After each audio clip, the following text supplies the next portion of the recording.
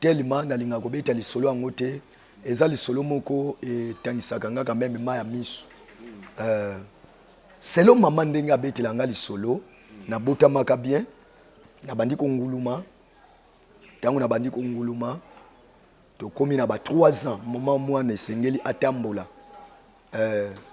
subitement na yaka kobela tango na ye kobela makolo elembi makolo tango elembi mbala moko na ye ko se retrouver na maladie moko o babengi Bodey. J'espère bandeko bozolanda biso bokoki ko expliquer biso vrai français papa Alain Bodey kizengi mbala moko na ye ko se retrouver na niveau ya koma kizengi pe handicap en réalité basalisa soki tokoki ko longola nini tomona exemple bapota yango yo bakata basala effort awa opération pour nazonga normal en réalité simbate. Oui, nazala négligé parce que batu baye bagate. Il y a des fois pe ba pesanga komba kufa lobi. Elongia kibu mutu ezala gate. Ba pesanga kombo likaku. Ba pesanga kombo kamaleon. Grand frère nangonga na landa. Ye mutu abanda kolongola nga mayanzi mais tango azolongolo mayanzi azolando makambo c'est mieux kuto kufa kaka po totika la komona pasi na papa le c'est mieux kuto kufa totika komona pasi ya boy apesa nga kombo pe quand même mort vivant on a grand frère propre yaya nga na landi grand frère propre parce que il y a des fofandi ba aux toilettes aux douches ba yeko tiki lo tito lipa mutu ayetiki lo ti petite sœur nanga tozibota mane tata moko place azazolanda nga zana mboka libanda Irene Kiko aye kotiki lo lipa nati atikali kotika ngo keleke pa wana nazonguluma ndenge na zaboete wana nazokende na position ya boye il faut ça la effort au sala effort oya kozwa kopo ati na lipa ozongi na mo. C'est comme mon toit abandonné papa Alain na niveau à bongo. Est-ce que c'est le bateau asira c'est tout exact. Mais bando kotanga soki na tante bakenda na ngani hôpital. Bakenda na ngani madaila. J'espère ndenge mama na ba parents na papa basala ke fort payer tinda bango na divorce. Tango na kotaka ndako bongo na kotaka ndako pona libela. Na kotaka chambre pona libela. Imaginez papa les places nga na zolal. Place au Tchemou Congo boy. Soki olamuki. Okotala na mukongo nanga na tikala na batache moko boy ya noir. Soko olamuki okomone ke non. Bon, OK, merci. Okomone ke place olala ki ochaki mukongo ou bien na bapandi. Batunga penza. O babima na toilette. Batunga penzo babima na toilette parce que ba changer nidra. Oh là là. Ba changer nidra. Donc au drap na ba kiné la yo. Donc dra wana ba yango wana kaka. Ozotoka. Makambo nyonso ikauki. Il y a des fois pe ba kaka place wana.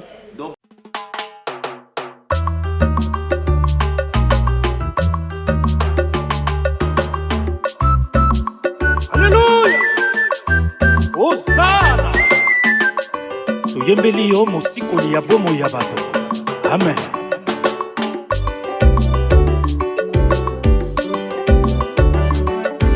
Na yembeli nkolo na tango nyonso kati na motema nakumisi yawe na sanzoli yo nkolo na bilaka nitolamba mokonzi yobongi na kembo mpe na lokumu zwa masanzoli.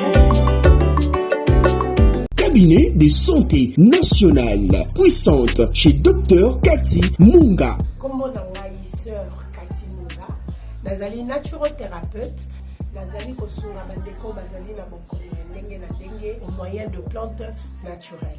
Bandeko bazana ba problème ya ba hémorroïdes interne tout comme externe, infection urinaire, prostate, azospermie, obota ezalité, rhumatisme, nerf sciatique, gouttes, règles douloureuses. glaucome, vision floue, motupa si intense, sinusite, awa nazana kati ya laboratoire.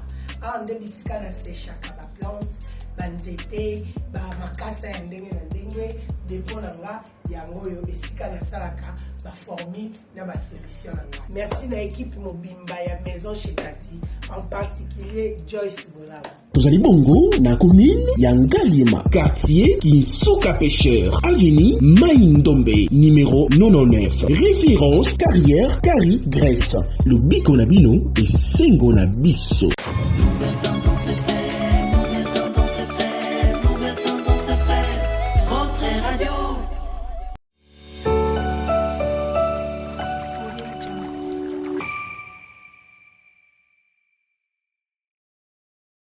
Vérité et réalité, votre magazine certainement qui vous informe, qui vous forme en même temps avec un divertissement très très modéré. Shalom, enfants de Dieu, mesdames et messieurs amoureux de la culture d'excellence, bienvenue, comme vous le savez, dans ces grands magazines qui vous a toujours informé. Certainement aujourd'hui nous serons encore édifiés parce que nous allons recevoir un invité qui va nous apporter plusieurs révélations au point, comme vous le savez, nous vous transmettons les salutations de la part de toute la grande équipe qui nous accompagne aujourd'hui. Certainement à la prise de vue, vous avez Gédéon Loaé et la réalisation est bien signée Jonan Zouzi et Jordan Panzomé. Avant tout, avant de prendre notre invité, certainement nous allons faire un tour en arrière, question de vous faire découvrir encore la Fondation Ndélé au cœur de la nation ainsi que l'orphelinat Famille du Cœur Christ Rédempteur dirigé par Maman Marie M5 ainsi que votre humble serviteur Alain Ndélé. À travers cette opération, vous avez de quoi manger, vous avez de quoi vous vêtir. Pensez également à toutes ces personnes qui sont sans abri, qui manquent de quoi se vêtir, de quoi mettre sous la dent. Et le Dieu des orphelins se souviendra de vous. Il va également vous bénir. Clin d'œil spécial à l'homme idéal, l'ingénieur de banque, mon vieux Gauthier Mascotte, qui est certainement en train de nous suivre. Alors nous prenons ces images et nous allons nous retrouver tout juste après. Suivons. Tango nyonso molinganga nazalaki komona baninganga na baboti na bango nanga baparent baza te vi nanga pasi. Eske kokufela baboti eza lisumu? Kozanga baboti eske eza lisumu? Voilà, na kopesa bino message. L'orphelinat Christ Rédempteur et ana posa lisungi na bino. Tala musala munene ezosala pona bana. Tala musala munene osala pona bana oyo mokili etiki ebwaki. Mais nzamba atelemi na nzela orphelinat oyo pona ko encadrer bana oyo. Yaya lisungi na yo to ana ngoposa. 1 euro no to ana ngoposa pona mwana moko. Tango mwana moko alie nzambe ya bitike oya permettre ete na nzela no mwana alia akobosa na ote. Voilà message ya l'orphelinat Christ Rédempteur to ana besoin lisungi na bino. Ba numéro za na se kota contact na biso assistance na yo et aux alisungi pour na bana que le Dieu des orphelins a bénir diama mtu nyoso ja ta likanisa ko sala quelque chose pour sali yango zamba pambola bino. Nous sommes de retour sur ce plateau, nous allons recevoir pour vous un serviteur de Dieu. C'est pour la toute première fois de l'avoir sur ce plateau. D'ailleurs, vous avez constaté que nous avons changé de plateau. Merci infiniment à l'homme de Dieu et l'évangéliste Josué Djamayala, chantre de l'Éternel. C'est un homme bien qui nous reçoit aujourd'hui d'ailleurs, donc qui nous permet de tourner dans son église où il dirige. En tout cas, c'est un serviteur de Dieu que nous allons recevoir certainement sur notre plateau. C'est un évangéliste de ministère. Évangéliste Benoît, c'est pour la toute première fois de le recevoir sur ce plateau. Avec Yetromekampe Kusolola, Tokotana Mozindo, Toyeba, Azanani. Aoutawat, Lisolo na ye Nanzambe et Banane. Homme de Dieu, bonjour et bonne année. Merci, Papa Alain. Nzamba Lola, Apambola. Merci beaucoup. Et tous a béni dans passage dans la nouvelle tendance télévision. À chaque fois que tu es en salle Nzambe, tu as traversé un moment très difficile. À cause, peut-être comme chez Tamboli. Ya mutu ebetsa ilibako alors alongola kondima pona mona lokwa nzambe azalaka te nzambe akoma neti masapo bato wana bazana tu ana besoin bazongela nzambe oza mosala nzambe message nini oki ko lancer na bato nyonso surtout oyo balembi kondima bandima soute ke nzambe azali peut-être à cause ya libako abetisama bato wana baolanda yo nini okoki koyebisa bango lokola message. Merci papa Alain. Tika nzambe na biso Yesu Masiya Nazareth apambola yo. Message kana koki ko lancer pona bandeko nyonso o bazolanda biso. Il y a des fois ba bungisa kondima à cause ya libaku na kati église to na famille to na société eloko na koloba eloko aliboso bazonga na sema na bazonga na sama makolo nkolo parce que nkolo na biso azanzamba solo soko che kondime pai na nzambe kondima eza eloko moko o mutu azoli keke non eloko nanu na zwi yango te mais na kondima naza nango ici na zwi yango déjà ici na zwi yango déjà alors ezala mutu akobetso libako papa le ezala ndeko eloko eza très important kobungisa kondima note kobungisa kondima note soko che kondima liboso tika na yebisa yo malgré mabaku okobanda koleka nayo. Merci. Merci beaucoup, nous sommes très très bénis, comme je vous ai dit, c'est un serviteur de Dieu, évangéliste et de ministère bien sûr. Évangéliste et Benoît. Bandeko et bazali évangéliste, bazali kokamba etonga, ezali wapi. Merci. Kombo nango ezali. Merci bandeko nyonso bozolanda biso. Toza na kati assemblée de Dieu, naza mwana communauté des assemblées de Dieu.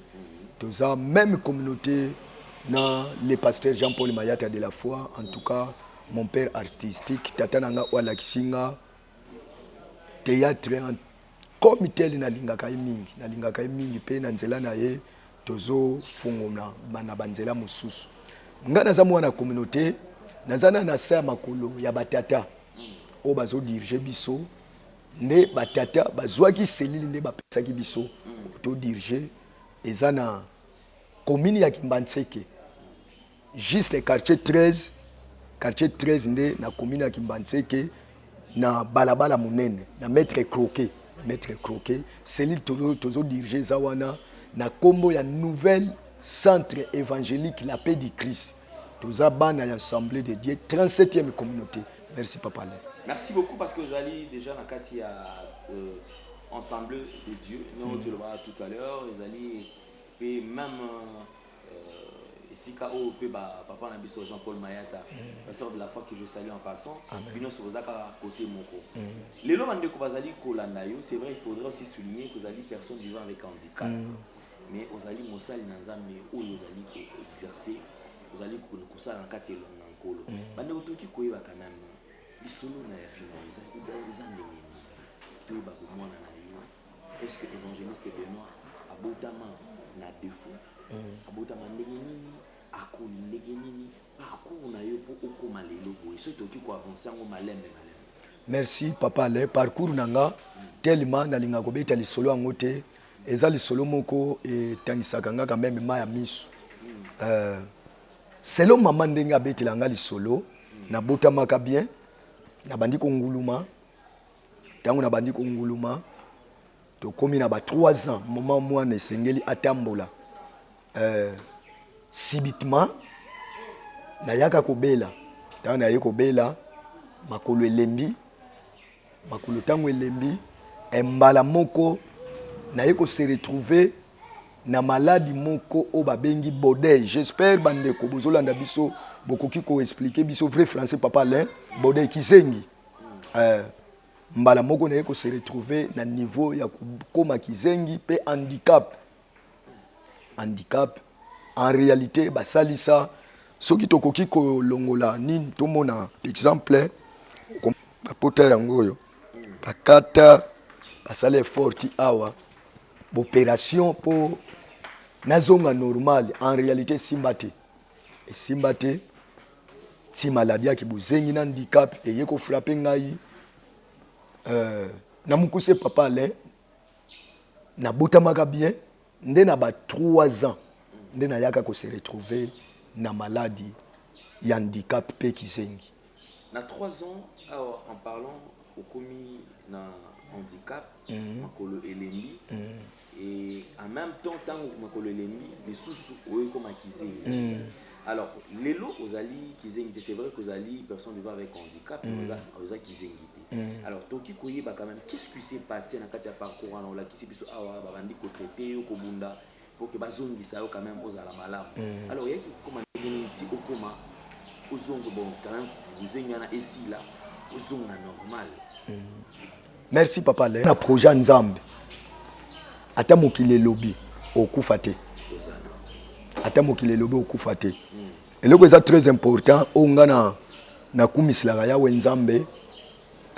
Nazala na promesse Nzambe.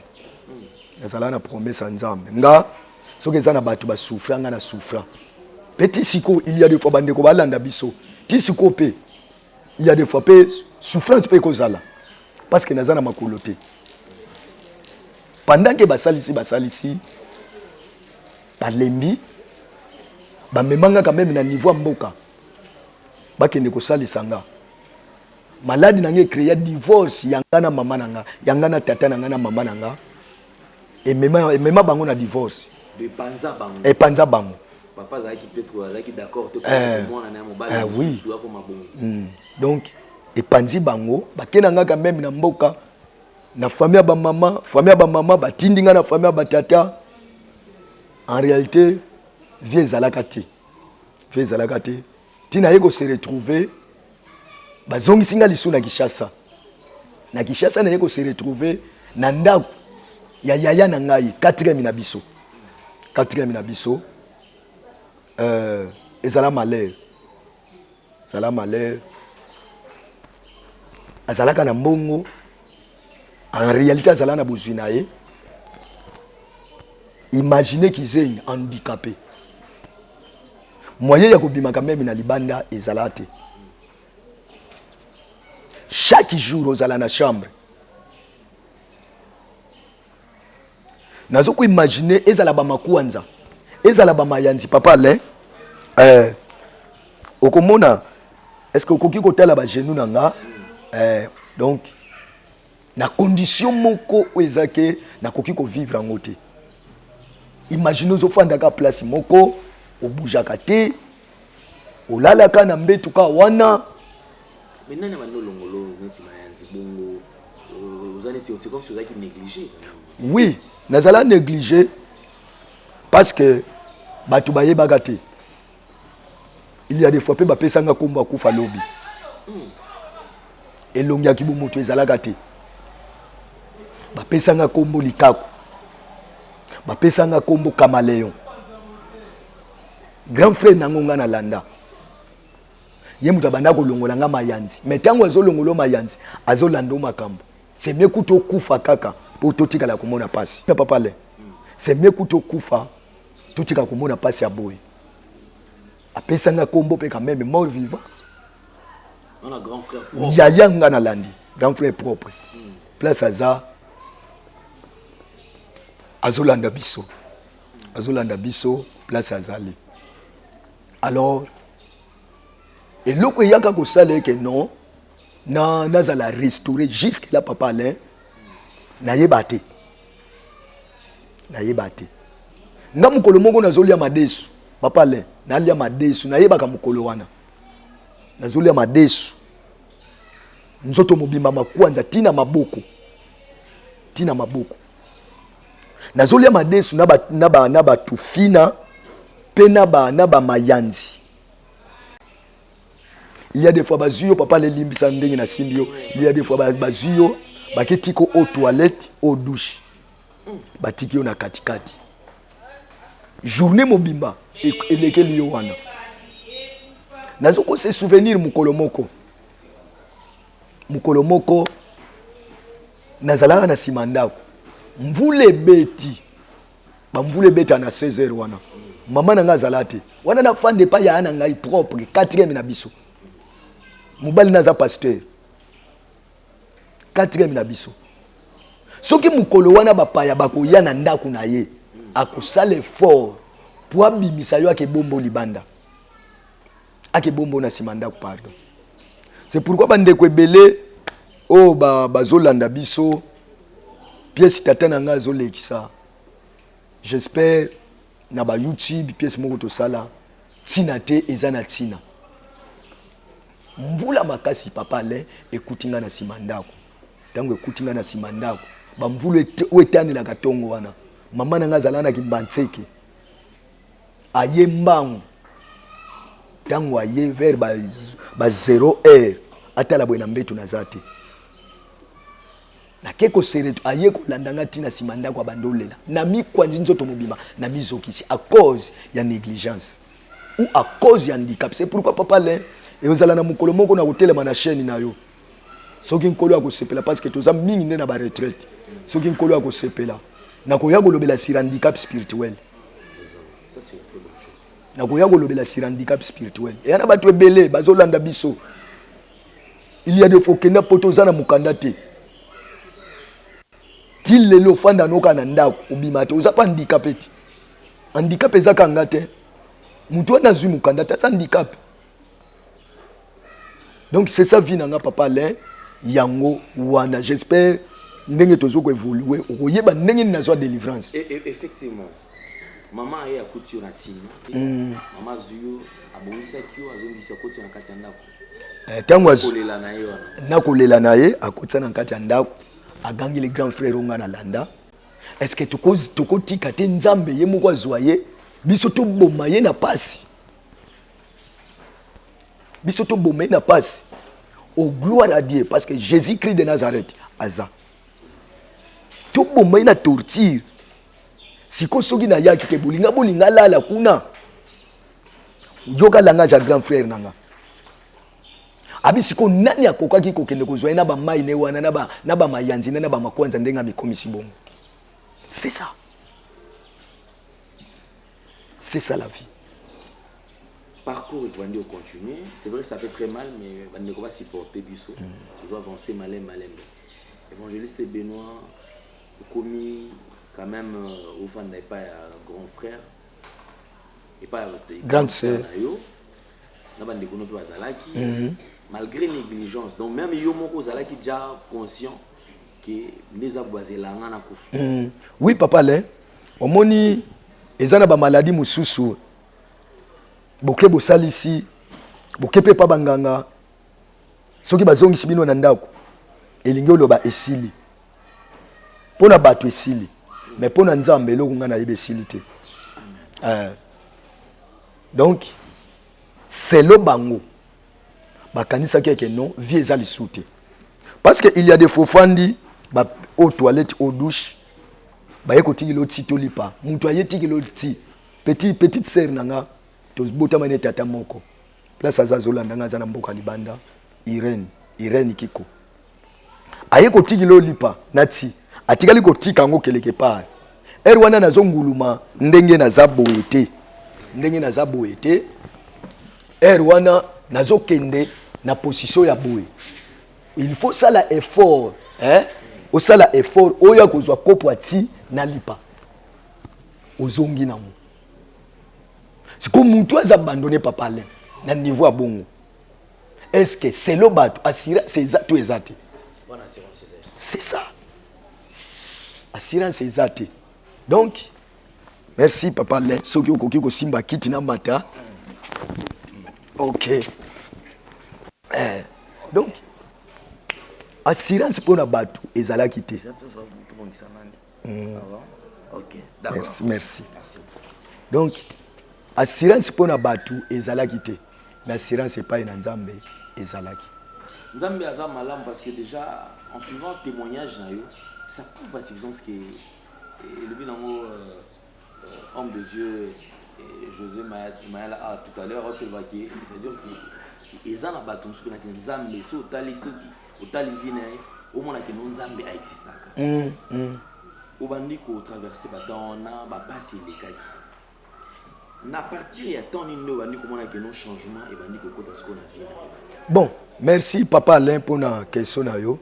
Changement bandi kotanga soki na tante bakenda na ni hôpital. Bakenda na ni madaila.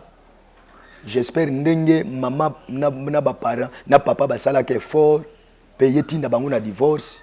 Tant na kotaka ndako bongo na kotaka ndako pona libela. Na kotaka chambre pona libela. Imaginez papa les places ngana zolal. Place au Tchemu Congo boy. Soki olamuki. Okotala na mukongo nanga na tikala na batache moko boya noir. Soko olamuki okomone que non.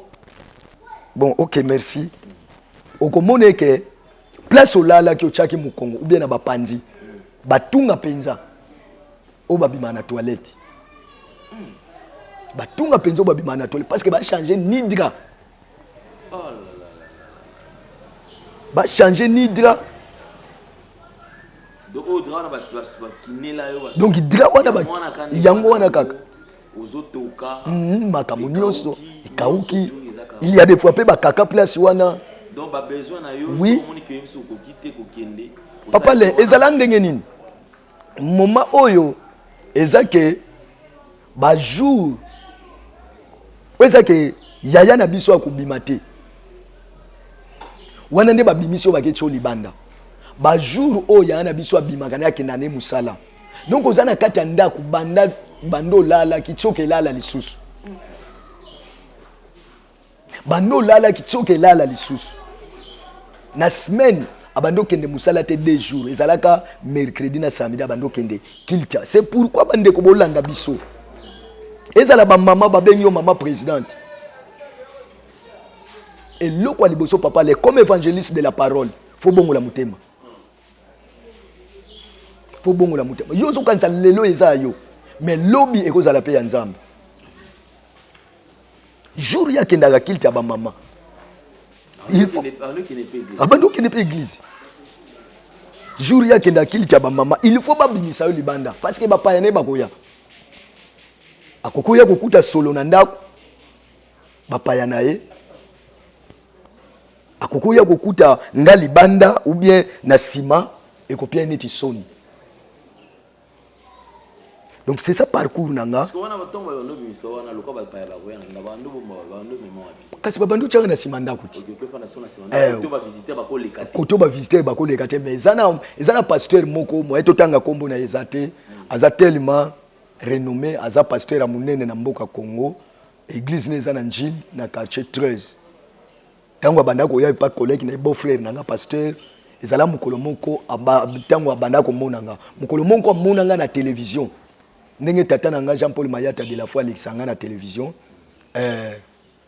tango amoninga na télévision abengi mama moko abi est-ce que mutunga na moni onga na banda ko mona te c'est pourquoi na sambela nzambe papa le batu nyonso balandanga soki eza na mutu achaka mauvaise identité na vie na yo lokola l'homme de la parole na elongo la mauvaise identité na zongi silo identité malamu c'est ça donc tu pendant que na vivre na simanda ko zala nanga restaurer papa le na kenda madaila te ni mama yem ni soki place wana nazo vivre na vie ya kibuzengi en plus makole bukana mayanzi ba makwanza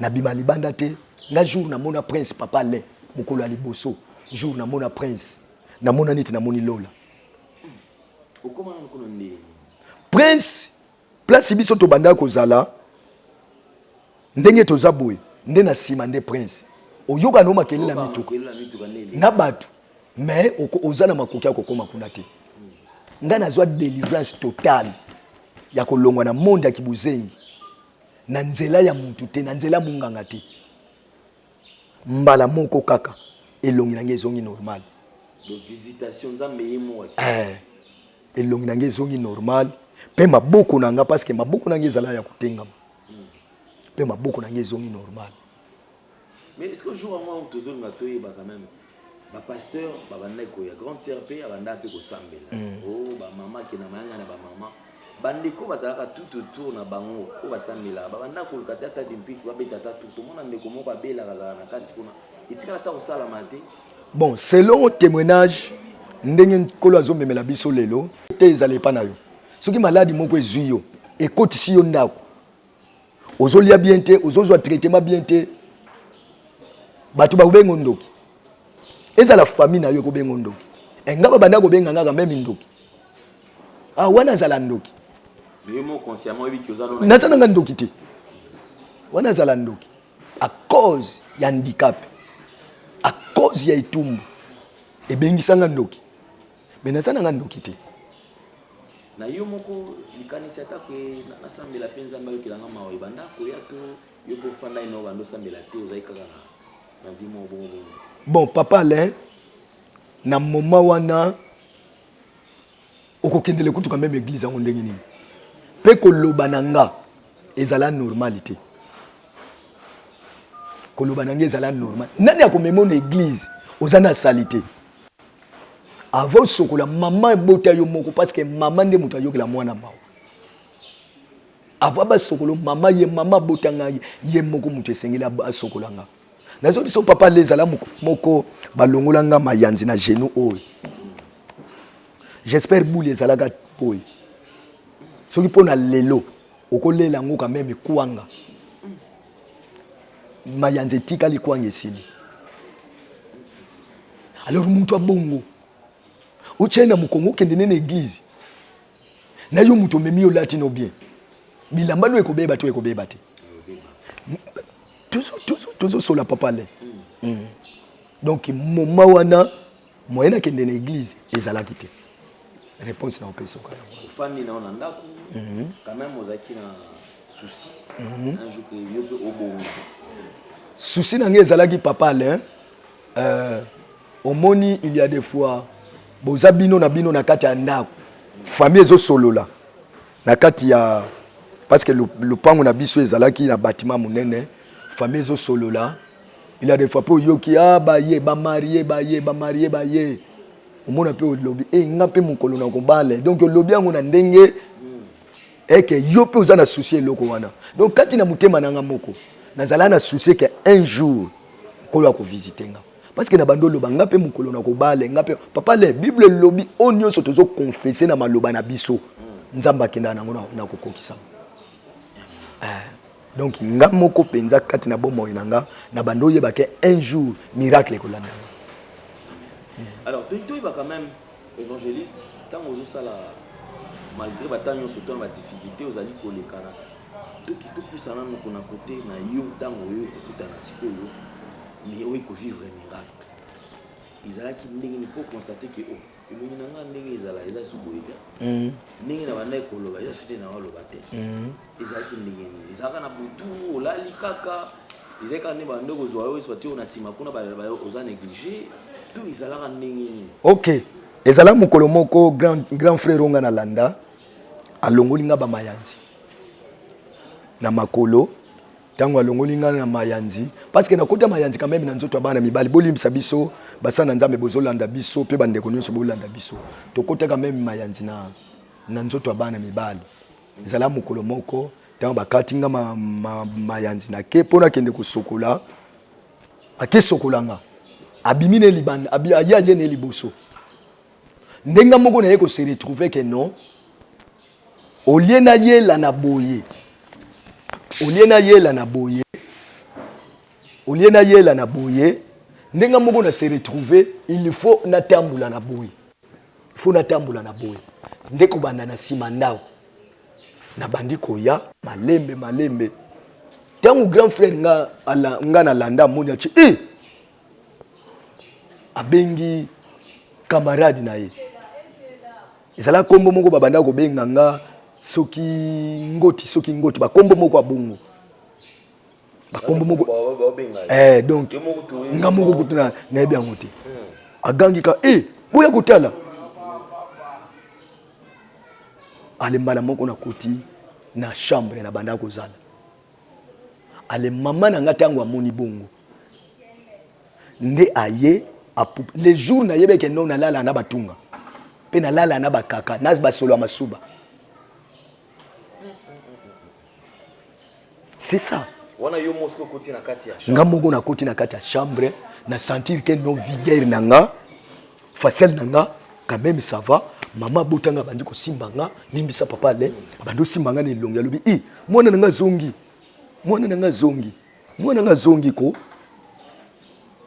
nde mukolo na seka yango wana pe mukolo na solola yango wana na bandi mala moko ko solo. OK merci papa Alain. Voilà, merci beaucoup donc mesdames et messieurs, vous cultivez sur Nouvelle Tendance Télévision certainement des notes Sabino qui est Tozana évangéliste Beno.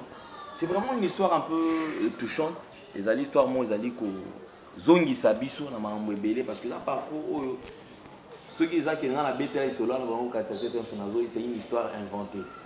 Mais ah ouais, ça y est mon qu'on a expérience il y a vie c'est qu'il a connu un parcours d'ailleurs on a dit que dans la nouvelle tendance télévision il n'y a pas très longtemps dans le bateau ça la campagne nous devons soutenir le vrai serviteur de Dieu on va pas mise en authentique ils ont pas le va moderniser parce qu'il y a maintenant on a deux dieux il y a plusieurs dieux mais nous va commencer à mettre Nzambe modernisé, Nzambe kawatika la Nzambe. Au Bible il est le même hier, aujourd'hui et éternel. Il y a également Nzambe Oyo, apona masumu, Nzambe Oyo, afin d'anda comme les effets à la carte très propre, Nzambe moko centré. Alors, biso pour nous surtout à la côté à Oyo, ba bombi le véritable Dieu. La Bible dit racheter le temps car les jours sont mauvais. À quoi sert un homme au gagné surtout à mon kilomètre beaucoup dans l'écolo au bon lycée. Raison pour laquelle biso toujours vous n'allez tout dépeupler quand il y a diable bah au diable à soi qui dit toujours dit ça va pas colonna. Yes. C'est ça notre mission. Merci beaucoup. Évangéliste maman Zakine, j'imagine et c'est moi maman à jour parce que il y a quand même cerveau moteur. Il y a mutata so batunyo surtout ba lembi, il y a mutazale quand même na yo. Maman ba nisko kosola na yo. Isoli zaki na munene na mama azoka kama kaka tu zaki mona nanga talaba ando beto pe lisolo mama okuta na to ezala rande. Merci papa Alain omoni esengo ya mama a boti mwana parce que ezala yemongo mama a butanga na eba mukolo moko na fandi na se ya nzete ya manga nga moko isolé na te ya temi moko na benga ngo isolement. Isolement. Voilà, isolement nous à partir ya vie na ngai. A partir ya vie na nga. Temi moko na teka na benga ngo izala isolement. Isolement lingi oloba nini? Eza mutu moko bake ko isoler quelque part. Donc azomona quand même batu te. Mutu moko bazo chola.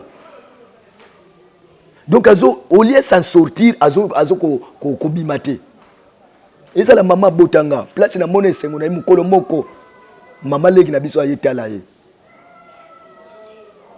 atuni o azala kaka mama botanga répond mama botanga répondre à lobi passe ya pamba na mona na libumu ba ya ene kutu bazela kaka kufa na juna nga balangage wana mais moya ko répondre exact sikona tunaka esengwa mama mukolo wana maman nanga azokokisa siko 82 ans enga na za fierté tindenge soka tolongwe aw samba pambula notre père le pasteur Jean-Paul Mayata de la foi pe évangéliste Mayala pona banzela bazofungola biso nde nazo longwa mbala moko fona leka na place azali fona ketala mama za na sengo okomi quand même kotambola obena na yo moko za soutenir comme lokola charge moko ba tombola roba ki ko tiko place moko boye okomi quand même yo moko siko na boko komi ko sala certainement comment est-ce que yo moko komi ko bongisa nzoto na yo komi ko longola msusu lianzi yo moko komi bongisa elongi na yo réaction ba ndeko za ki ba parce que yo za ki muto ando bimano pe banda te poto to no bato quartier ndenge mais tout ba non réaction ya ba ndeko za ki tout autour ndinga na yo. OK, merci papa. Surtout ya yo nga na landa tango aye mona ke non quand même ça va na kiti na prince na baluki na sima nga moko ayaki kozongisa confiance na eba mukolo moko ake na marché moko babenga kango wenza ngando akasombelinga bapaka ba biscuit asombelinga ba shimboki na bandi koteka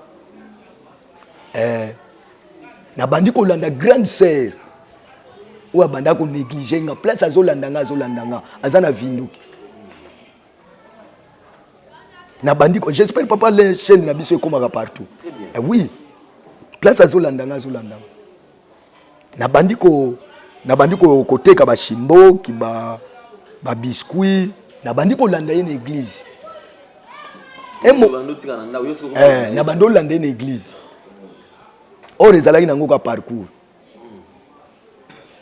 un moment donné na bandi ko katsa Brazzaville tala bando kata Brazzaville papa Alain tala soki nzamba zolinga récupérer yo il faut amemona ba parcours oye ne ko koma mumeli liamba ya makasi ne ko koma mumeli masanga bande ko balanda biso soki yo mela masanga ngana mela masanga nga bapesa nga kombo bralima tangu na ye ko mona kaka nona nga ye yo ay sili nango parce que bandikapé lelo ba mibenga ka bandeko nga bazolanda nga bandikapé bazolanda biso papé do na France place aux Olanda biso. Il y a beaucoup de handicapés balobaka asina kufa nanga déjà. Sina kufa nanga déjà. Mais kozala na défaut elingo lobateke o mibebi sanzoto na yo ou bien o mibebi sa molimo na yo. Na ke Brazzaville na bandi komela masanga ba diamba tina bandi ko sala onion se sengeli na sala ngana bongola mutema mukolo na bongola mutema papa Alain nazala na kwiti. Oh oui. Écoute, on a vu nos commandes, on a mis la mer. Mukolo na bongola mutema nazala na kwiti. Na uti Brazzaville na meli penza ba masanga diamba na ye ezala un seul vendredi. Na ye baka na ba maputa tout na sa kwiti wana na banda ko landa petite moko boui. J'espère comme vous ne faites à la Natacha. Abando landa petite wana abando sambela kuna l'église grande sœur na biso sambela sitangu na ke kuta na parole notre père spirituel tika molimo papa epema na kinya place eza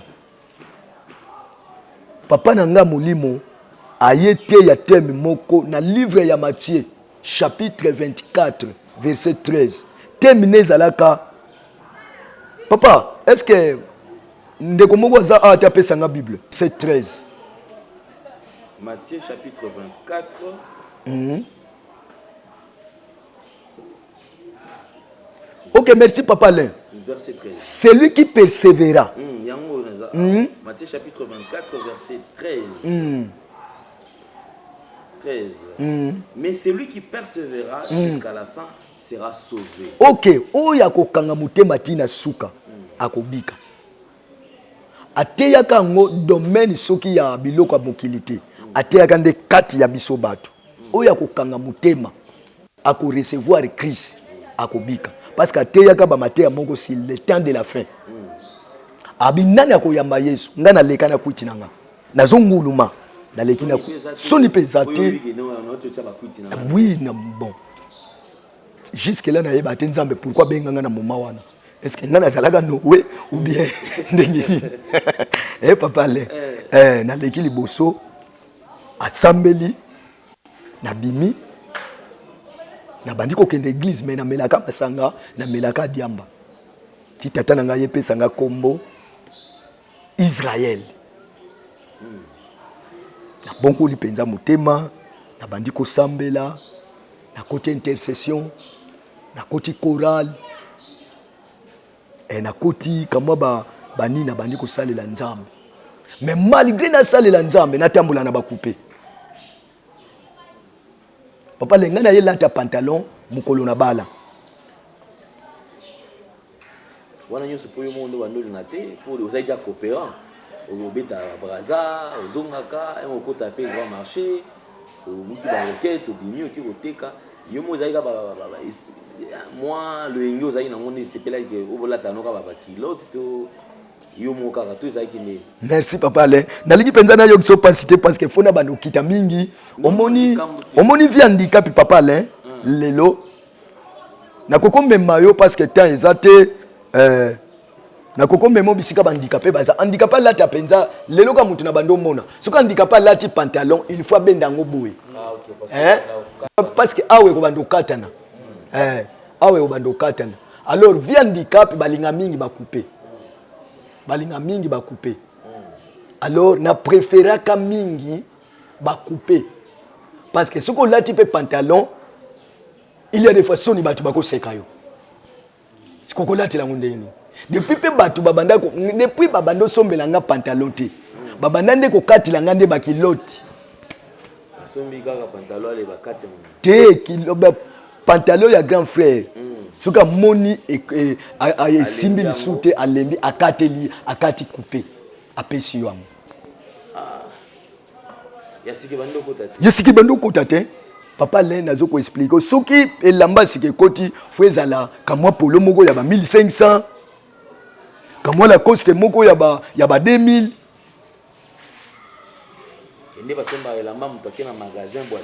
Asombi non jamais. Neba mukolo moko kaka yaya wana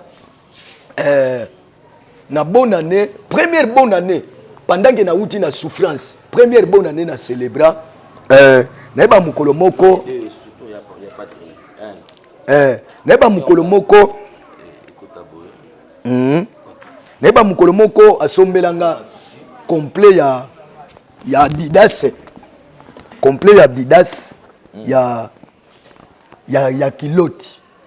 Donc o babeti la bali babenga ngoni ezala Varese. OK, Varese. Asombelanga Varese ya Adidas. Na moment wana na yeba kango bien. Première bonne année bandana uta na souffre. Depuis papa Len na meka kozonga sima. Nga maladi wana betinga j'espère ba 22 ans. Na yeko bala na 25 ans. Na yeko bala na 25 ans. Ba 25 à 26 à bon. Comment côté ya libala parce que côté ya côté moi enseignement makasi.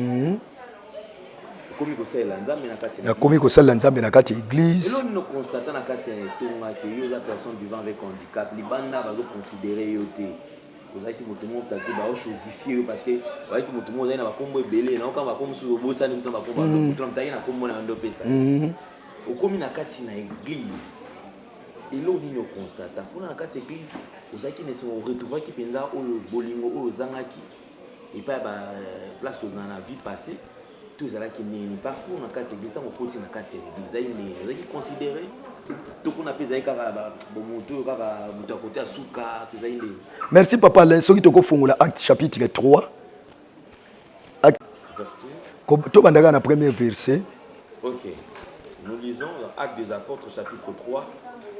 Le premier verset. Pierre et Jean montaient ensemble au temple à l'heure de la prière. C'était le 9e heure. Il y avait un homme boiteux. Ezalaki na mutu moko abukana makolo banda babotaye ntoke. Comporté et qu'on plaçait tout le jour à la porte du temple. Ye penza babandaki koya ko memaye pe koya ko tika ye penza na porte ya eyanganelo. Appelé la belle. Pour qu'il demanda au l'aumône à ceux qui entraient dans le temple. Cet homme voyant Pierre et Jean qui allaient y entrer, leur demanda l'aumône. Pierre, de même que Jean, fixa les yeux sur lui et dit, regarde-nous. Et il le regardait attentivement, s'attendant à recevoir de quelque chose. Alors Pierre lui dit, je n'ai ni argent, ni or, mais ce que j'ai, je te les donne au nom de Jésus-Christ de Nazareth. Lève-toi et marche. Quitte papa.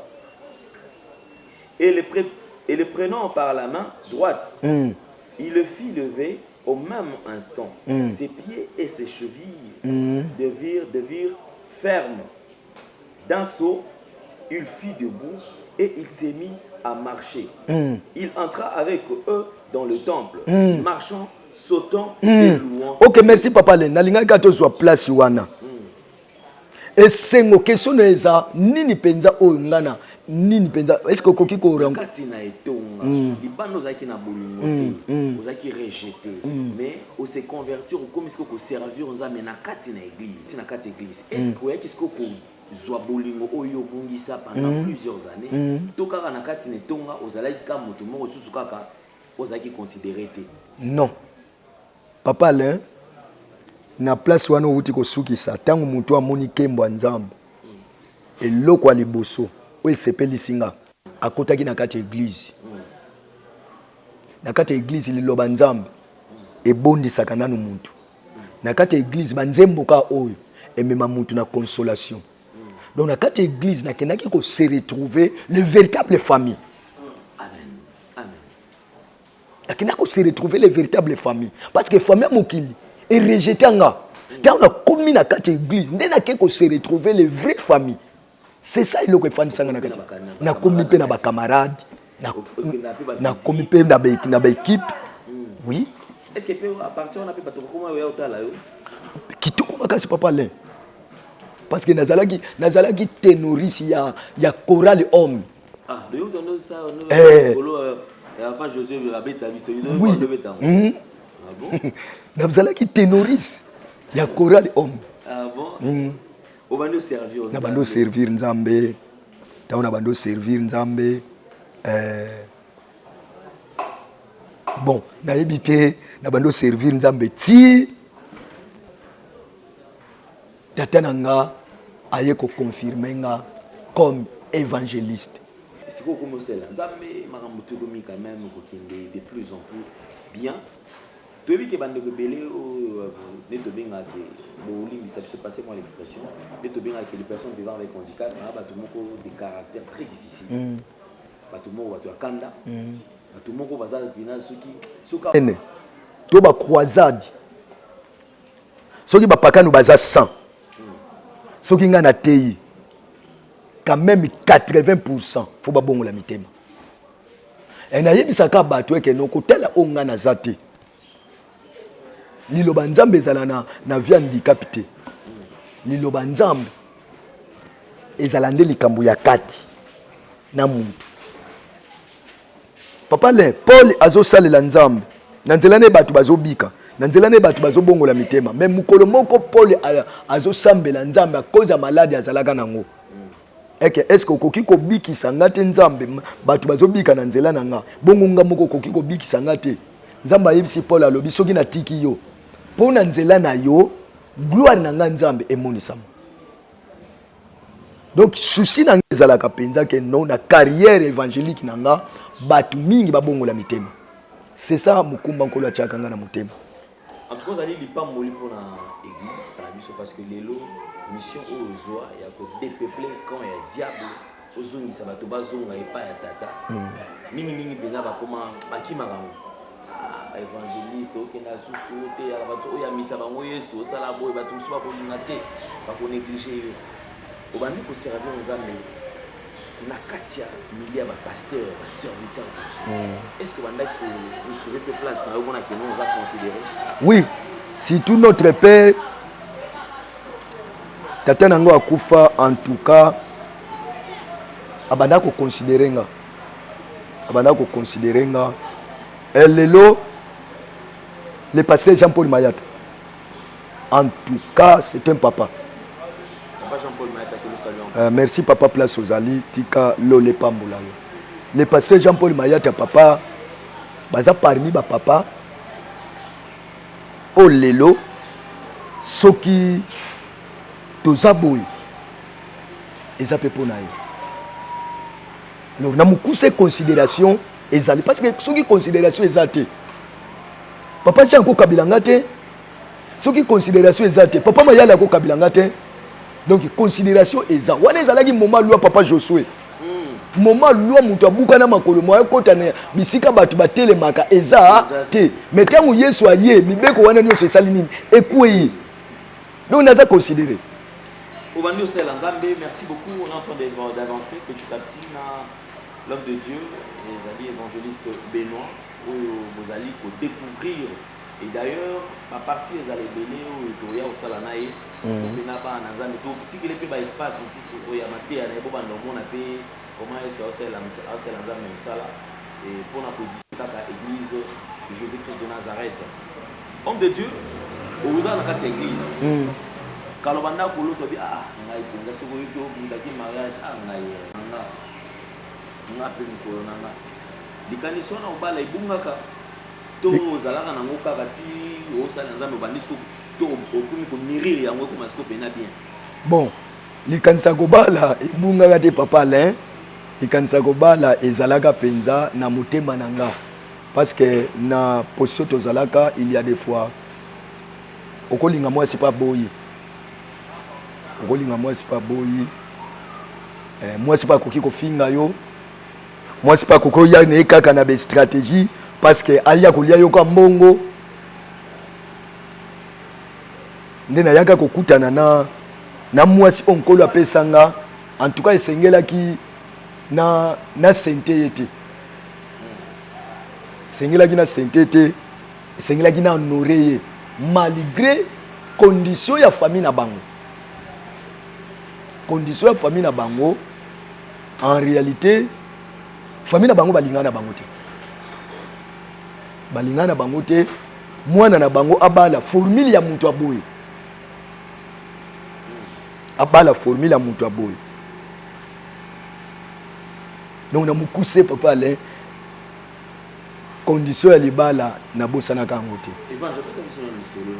Nous allons tous aller mon ami wapi azalaka bandoli kaneka to babetela oko. To yo motale vite en tout cas na moni bakunanga za mère pour nindeye. Bon, merci. Mwana mwasi o nazana ye na vie ya libala ezalaka na sere moko. Mama Fifi aza na Brésil. Tika place oza grâce à Nzambe ezala likolo na yo. Abanda kotika mingi. Koteka ba graine bandunda. Nazoteka ba graine bandunda na mesa na ye. Soki kilia ye na tekeli ye. Nde na mona mwana mwasi o. Abanda koleka wana. Na bandi ko solo sa ye. Mukolo moko na beti tour na kamwe école moko ezalaka na quartier. Or moi songa nazo proposer nga moko naza handicapé petite sœur na yepe oyo alanda parce que moi c'est nga za mwana liboso. Deuxième na bango azape lisusu handicapé. Na moni muntu moko amemi muntu na mokongo ayetika leki ne na classe. Na telinga no condition mwana mwasi oyo azozwa fardo akozwa ndeko na ye alongwaka ne kuna ye akotikaka ye na classe seke soki na propose ye akozala penza ere mpo na nga eloko epusanga nalinga mwana mwasi wana yango wana. Donc maman marka bando solana osepela na mais tango oyo ayiko marquer sous makasi à partir ya acte oyo mona mouvement wana olongola ndeko na ye moko amemi a prendre soin na ko kilo na classe des places oyo comment est-ce que convaincu que mwana mwasi na moni yende abongi na yende penza mutu abongi na nde na se prochain na ye na lingi ye en réalité boya papa le na lingaka na utote ya quelque part j'espère pas ya papa Josué nabi mutu na mutu azana numéro ya sandali na ye mutu na mutu azana numéro ya sandali na ye pona nga na monaka mwasi nzamba pesanga ye wana parce que lelo ozwa mai handicapé mutu azana makolo te ochango na sima ochango na douche ou bien olatisa ye bilamba ou bien osokola ye osusu akofutela omona support neti nga na formula ba mapango wana support seki na sima na bango na obaluka te sikopozala na mwasi kaka o nzamba pesa yo a supporter na ba condition wana nyonso. C'est pourquoi moni que non na se prochain na ye pe na sambeli nzamba yebisinga ke ye wana sambeli nzambe c'est vrai nzamba yebisi que non maman yo wana bon kende o sala maman yo mais yo moko parce que au début on dit que banda pe ko dit est-ce que aponi malgré au monaki azomema les konaye mais moi doute ezalaki tango yo siko yo ko pour approcher réaction ezalaki ni aboyaki andimaki to ezalaki ni bon mwana mwasi oyo nakenda kokuta ye na mobali na ye premier jour aboya lokola ezala confirmation ya nzambe na déranger faut ezala ba une semaine ayaka kopesa nga réponse le 30 juin 2010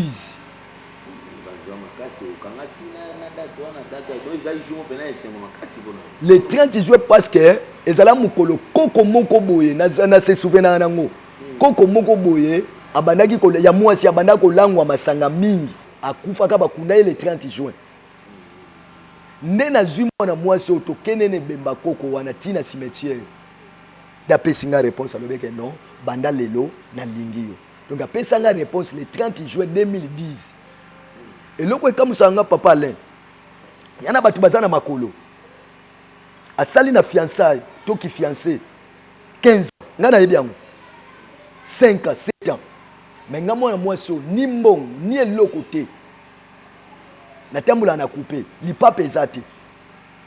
Il y a des fois aux autres d'église na babra cassé. Na sala n'est qu'à 3 ans. Na sala n'est 3 ans. 2010, 2011, 12, 13 na yeko balai. Na yeko balai. Evange. Nous maman pour ça attends le vélo monter maman tu vas mon avec moi quand ça n'est que beta masolo monter mo bazate. Zoba maman Esther a bêté là coloqué lelo maman Esther a tombé maman poussana tout le monde maman Mati yaka no retourner awa o ya pour te ba quand même ningi alonga ni kona awa ok maman Mati yeyo moi c'est papa na biso évangéliste Benoît. Maman Mati Mbote. Zambé, évangéliste Benoît. Mais quand on bête le solo, ni ne convaincu parce que papa le bien moi ko bang ezalaki mais souka c'est le 30 juin c'est bon en tout cas nandimi ni ni yo pe convaincu qui pour le doit que noter ngana ndimi ba langa yo. Bon elle est convaincu parce que na lingaki mage ba dana linga ke ba fami ba lobaki mais motema nange sepelaki na ye nzamba sala mutu na ye mage to tambola ki me ba wana bazaki yangati yenda zaki yangai yango nde pousse ngai na lingae pito za ndako mokonde. Amen. Merci beaucoup. Bananzani bazolanda yo quand même mbote na batunyo soto bazolanda. Esi bino mbote na batunyo so na ba pays nyonso o bozolanda biso ngande mama ti mwasi ya pasteur Benoît Nzinga lisasi na nkolo. Na pesi bino mbote bele vraiment. Merci beaucoup yoka mutu na mutuneka ko misambal na ye. Merci beaucoup mama Mathieu ko kene na yo. Biso tozo OK merci. Biso tozo continuer biso na ko mama zali pembeni, libote zali pembeni.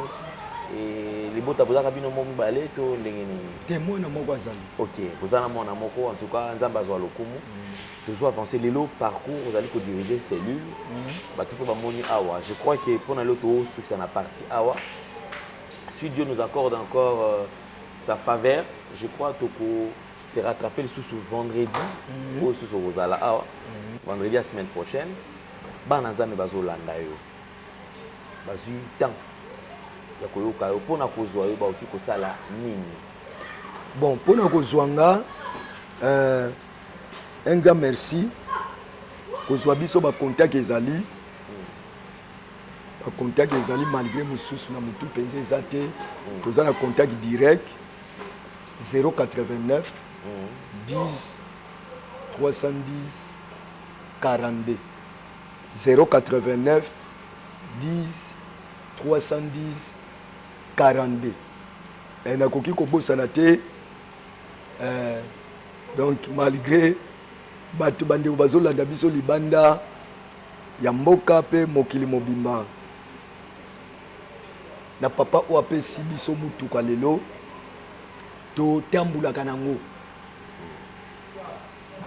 papa apesi biso mutuka lelo totambulaka nango tokozala un grand thé. J'espère de la foi. Bananion soit CFC Codef. Papa Salia qui non lelo. Tout tamboula pe nakamwa eloko. Pona côté ya sangmalam. Merci beaucoup. Alors mesdames et messieurs, comme vous le savez, toute chose qui commence bien doit nécessairement finir bien. Puisque nous croyons à l'existence de notre Seigneur et Sauveur Jésus-Christ de Nazareth, comme vous le savez, nous allons prendre la deuxième partie, ça sera le vendredi prochain, si nous parlons peut-être le même langage, et surtout sauf imprévu, mais je crois que le vendredi prochain, on sera ensemble. Un grand merci à l'homme de Dieu, c'est un serviteur de Dieu qui nous a toujours soutenus, En tout cas, je ne sais comment le remercier. C'est un chantre de l'Éternel, quelqu'un qui a fait preuve et aujourd'hui qui est en train de diriger une grande communauté. Ezaka Awate Kofungama avec extension aux Alébélés. Donc Léa Ministries, ils allaient structure monnaie Otoibi qui ils allaient diriger par mon serviteur de Dieu, Josué Mayala, chantre de l'Éternel, que nous saluons ainsi que sa famille. Merci pour la Kosalabiso faveur Oyo. Tokutana pena Moussa Lanzambe Benoît. En tout cas, merci na bandeko tout Oyo bazui occasion kota la biso. Homme de Dieu tokomi na suka. Pour na lelo na éviter bato remercier Bazali. Tellement toza na niveau ya retraite, za na ba retraite na mboka o Kazangulu, Mwenza. Un grand merci na bandeko nyonso bazolanda biso, le pasteur Prince Mavuba, l'évangéliste Nkosilandu na Belgique, tellement bazebele baya Pierrette en Angleterre, tika Yesu na biso apambola biso nyonso. E bana nyonso ya KDC, CFC, Nouvelle Centre Évangélique La Paix du Christ, bana Mission Léa Bisika, les pasteurs Josué wana zalamute mananga. José Mayala zo dirigé tika nzambe na biso apambola bino. Merci beaucoup. Je crois que nous sommes arrivés pratiquement à la fin. Un grand merci également à papa Jean-Paul Mayaka de la foi que nous saluons en passant. Il nous soutient de temps à autre pratique à l'UCT. Merci également à papa Josué Mayala, chantre de l'Éternel, pour un temps où il a organisé. Alors certainement, nous allons nous retrouver très très prochainement pour tout contact. Le numéro qui est affiché là, au bas de vos postes téléviseurs, c'est le numéro de l'homme de Dieu. Vous en avez besoin à soutenir une prière, vous en avez besoin au soungape Moussala Nanzambe, vous en avez besoin de soutenir vos serviteurs de Dieu. Moi j'ai toujours dit, c'est comme ça que je m'en ai opé ça, comme ça là tout, mais vous aurez rappelé le remonter. Mais lorsque vous allez colonne ma belle, vous allez fertile, il faut mboma ebima. Puis au lieu où c'est pelabi, ah, t'as la fort na salaki, il y a un open à bouki. Alors, basal Nanzambe bangoyo, bazali awa. Papa José peut bongama pour prochainement tout yambayo. La nouvelle tendance télévision. Donc émission ekoya kuna to sala programme papa José Mayala, yepe aleka pour te mettre un peu ko laksa Moussa Nanzambe. Au œuvre de Dieu ni place ses alliés, et si kanini quelles sont les difficultés, peut yo pose ali dans une opération achat parcelle. Donc au tien numéro et puis on va vous appeler de façon que vous participez. Tant que à tout présenter bino moni ah ba longa bazaso ba locataire te ba somba ici kana ba ngomo. Merci beaucoup na binonyo surtout bozio kota la biso. Papa le gobete pek non et bisika évangéliste azo diriger to za pena posa quand même à instrument parce que toté na munoko. OK. Donc ah faut mambona ah kuma mana tout changer. Tout tchabiloko to mona ah wa instrument pe ezala côté kuna. Alors vous soutenir Moussa Nanzambe. On a besoin d'un appel. Quand on écoute la souffrance vendredi, on devient ça que non papa va réagir et après il va soutenir Moussa Nanzambe. Édifiant, témoignage d'aller naïe, ils allaient couper sa vie sous réconfort afin que tu croire en Nanzambe. Ce qui n'a pas marché hier, ne perds pas espoir. Continue, persévère dans la foi. Demain, ça sera meilleur. Merci beaucoup. Au revoir. Bye bye. À la prochaine. Ciao. Shalom, c'est Papa Moïse prophète. Il y a église Hosanna. Na ye kopé sabino message de l'eau pour ba oyo bazala ba blocage, ba limitation, ba mari de nuit, ba esprit de mort, ba maladie oyo et si la kate. Mais mingi nazana besoin ya ba oyo ba tambola partout. Oyo ba luka ba délivrance, oyo ba mata kutu ba vio pour na luka ba délivrance et simbate. Nazana besoin na bino boya pobobika po ite ngonga na bino ekoki. Awa ba benga ngo terminus.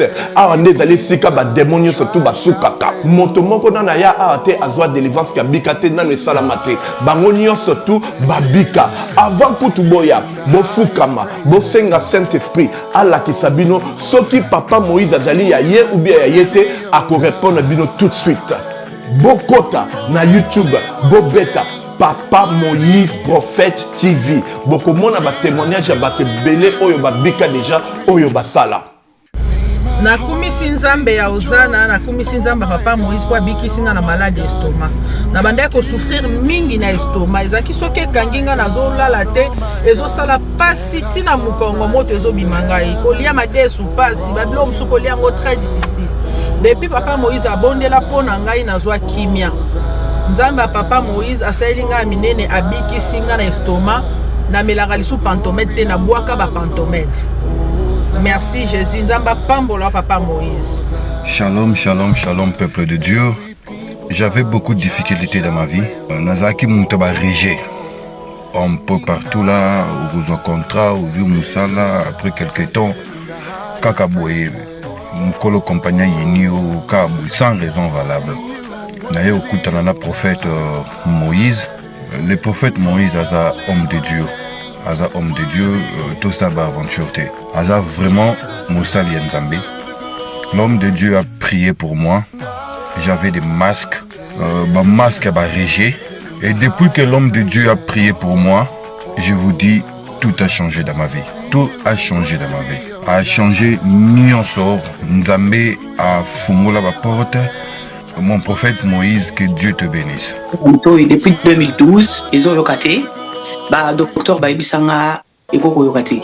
Qui n'a pas deux rendez-vous dans l'hôpital Yaminenen. Baibisanga Ekoko Yokate. Moi, je vais la opération pesate. En tout cas, na vanditi lelo na yoka kananga ite na lito na bouche. Mwana na yo komo na nani? Na yo ko lobi mwana na kombo mwana na nga liboso kombo na nani?